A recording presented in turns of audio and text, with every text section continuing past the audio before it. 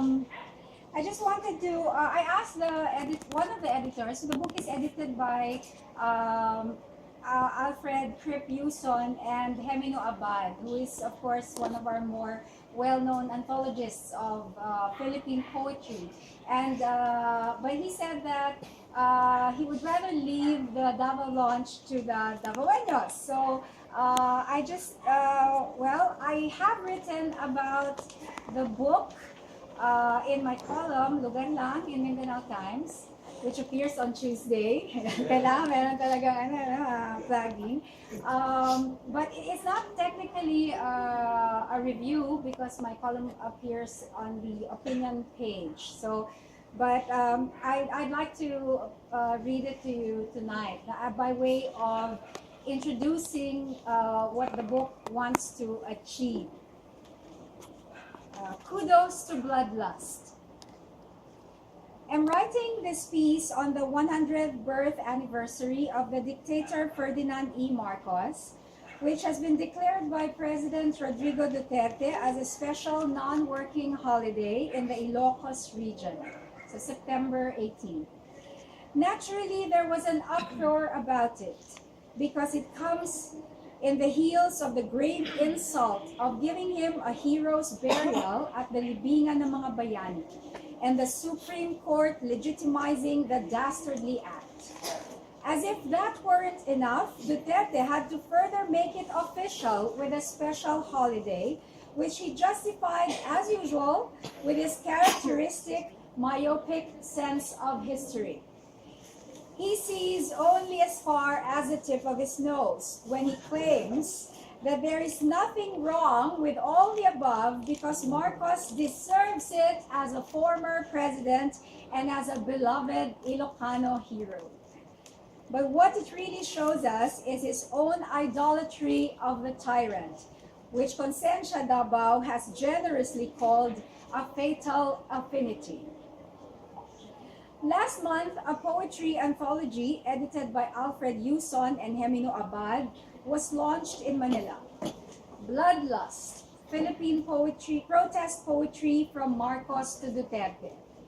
It gathers 65 Filipino writers from across the country and abroad in an urgent, I quote, protest against the cavalier disregard of human rights and lives, unquote, that has come full circle from Marcos to what we hope to be a brief tokhang tenure by Duterte, as Yuson writes in the introduction. It is not an easy book to read. One cannot simply breeze through poem after poem about the horrific and bloody situation we are facing in the country, characterized by police operations labeled tokhang, coined from the Cebuano tuk-tuk and hangyo. As a migrant to Davao, one of the first Binisaya words I learned was hangyo, which I was taught to use when I'm trying to get a lower price for an item, as in the Filipino tawan. It always works at the market where the magic word can shave off a few pesos, which can then go to GP fare. And I walk away feeling gratified at the act of kindness extended to me because of hangyo. Later, I would find out that it can mean to plead, which is a connotation not found in the Filipino. Tawad is to bargain, which implies a somewhat equal relationship between buyer and seller. Hangyo puts the buyer in a powerless position. There goes the irony in Oplan Tokhang.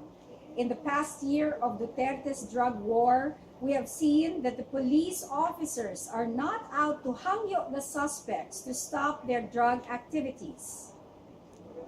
A speedy resolution is dealt by indiscriminate multiple gunshots, always fatal, with the suspects not even being able to beg for their lives. As Jose Dalisay Jr. has noted in a lecture cited by Yuson, quote, the very embodiment of courtesy and consideration, unquote, has turned into its opposite at least 13,000 times so far. This administration's bloodlust is shameless. What makes it worse is that a whole segment of the Philippine population continues to applaud it, highlighting their lack of empathy for the victims, fueled by loyalty to their president. I cannot understand how anyone cannot be moved to tears and rage by what is happening in and to our country, especially with a string of killings of our children. Yes, they are our children. Of all the hashtags about EJKs, the one that struck me most deeply was hashtag anak ko si Kian, which was quickly followed by hashtag anak ko si Carl, then hashtag anak ko si Kulot, then hashtag anak ko si Bon.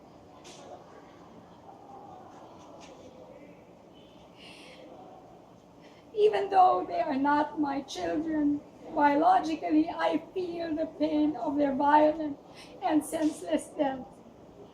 How many more of our children are we going to allow them to kill? Is that OA? Overacting on my part? Some Duterte loyalists insist that they are safe because their children and other family members are not drug addicts or pushers, so all is well in their world. But the mounting evidence shows that the victims are not necessarily drug personalities, that the killings are meant to satisfy a quota set by the president himself, who once said, I quote, in his own words, "Maganda yun.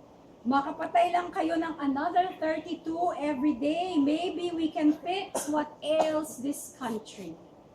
Encouraging more killings. I am afraid for my own children. I am afraid for yours.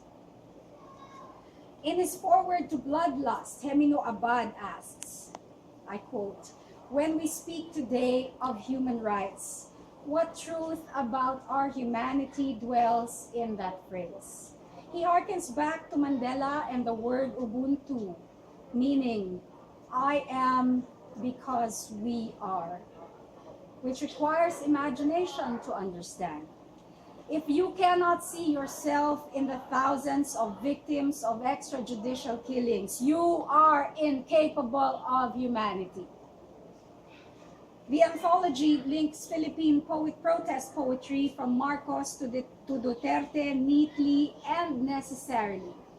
But reading through the poems and paying attention to what is happening today, one can see that Duterte's style of leadership is in fact different from Marcos. It is worse. Thank you.